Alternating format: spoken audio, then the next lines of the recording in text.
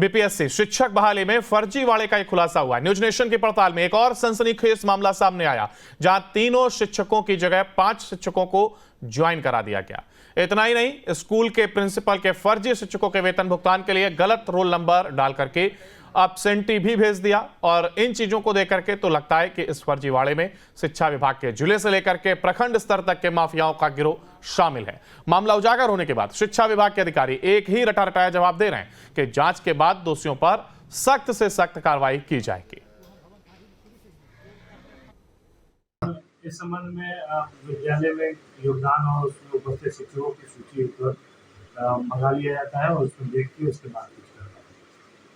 क्या लगता है कि जो है इतने बड़े पैमाने पर जो है गड़बड़ी की जा रही है, तो कहीं ना कहीं जो विभाग जो है की लापरवाही है। विभाग की लापरवाही कहना तो सही नहीं होगा, लेकिन अगर ऐसा किसी भी के द्वारा किसी तरह की कोताही बरती गई है अपने काम में तो उसके ऊपर सख्त से सख्त कार्रवाई होगी। समस्तीपुर में बड़े पैमाने पर बीपीएससी TRI 2 के साथ साथ TRI 1 में भी फर्जी शिक्षक बहाली का मामला अब सामने आ रहा है। न्यूज स्टेट के खुलासे में बाद ओरिजिनल शिक्षिका सामने आ गई और जिसका कहना है कि वो नौकरी कर रही है। एक ही रोल नंबर और कैंडिडेट ID पर ओरिजिनल टीचर मीरा कुमारी जहां मध्य विद्यालय कापन में नौकरी कर रही है, तो वहीं फर्जी टीचर रंजना कुमारी प्राथमिक विद्यालय धोबीटोल में योगदान करने पहुंची, जहां उसका कागजात गलत होने के शक पर विद्यालय की तत्कालीन प्रिंसिपल गायत्री देवी ने ज्वाइन करने से इंकार कर दिया। जिसके बाद फर्जी अभ्यर्थी के प्रखंड शिक्षा पदाधिकारी विभूतिपुर से शिकायत की, जिसको लेकर के BEO ने प्रिंसिपल पर मौखिक आदेश देकर के योगदान लेने का दबाव बनाया। इसके बाद भी प्रिंसिपल ने जब योगदान नहीं दिया, तब प्रिंसिपल फर्जी शिक्षिका रंजना कुमारी को स्कूल में योगदान दिलाने को लेकर के एक लिखित आदेश जारी कर दिया। फर्जी टीचर रंजना कुमारी 29 फरवरी 2024 को योगदान दी और 30 मार्च से गायब हो गई। इसमें हैरान करने वाली बात यह है कि स्कूल की प्रिंसिपल ने रंजना कुमारी के कागजात को देख करके जहां फर्जी करार दिया, तो वहीं प्रखंड शिक्षा पदाधिकारी फर्जी शिक्षिका को योगदान दिलाने के लिए आखिर क्यों दबाव बना रहे थे। इस मामले में प्रखंड शिक्षा पदाधिकारी विभूतिपुर की भूमिका संदेह के घेरे में है। तो वहीं इस मामले पर शिक्षा विभाग के DPO स्थापना सत्यम कुमार का कहना है कि इस मामले को लेकर के स्कूल के तत्कालीन और वर्तमान प्रिंसिपल के साथ प्रखंड शिक्षा पदाधिकारी को पत्र भेज करके उनके कार्यालय में उपस्थित होने का निर्देश दिया गया है। पूरे मामले की जांच के बाद जो भी दोषी होंगे उन पर सख्त कार्रवाई की जाएगी।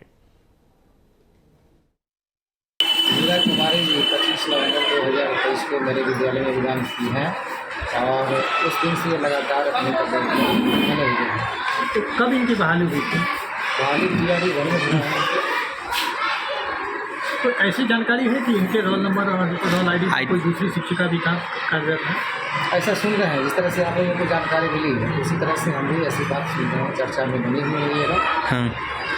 तो इसको लेकर के आपके द्वारा जो यहाँ प्रखंड शिक्षा पदाधिकारी को भी इसकी जानकारी दी गई, संबंधित शिक्षिका से जानकारी मिली और उनके द्वारा जो है तो प्रखंड शिक्षा पदाधिकारी तक मौखिक रूप से बात पहुंचाई गई थी किस तरह की। 25 नवंबर को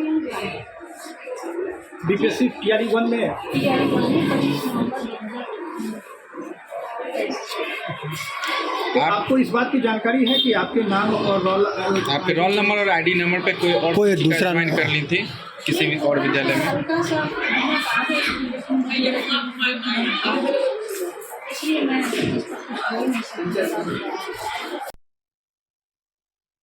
इस संबंध में विद्यालय में योगदान और उसमें उपस्थित शिक्षकों की सूची मंगा लिया जाता है और उसमें देख के उसके बाद कुछ करना है। क्या लगता है कि जो है इतने बड़े पैमाने पर जो है गड़बड़ी की जा रही है, तो कहीं ना कहीं जो विभाग जो है की लापरवाही है। विभाग की लापरवाही कहना तो सही नहीं होगा, लेकिन अगर ऐसा किसी भी के द्वारा किसी तरह की कोताही बरती गई है अपने काम में तो उसके ऊपर सख्त से सख्त कार्रवाई होगी।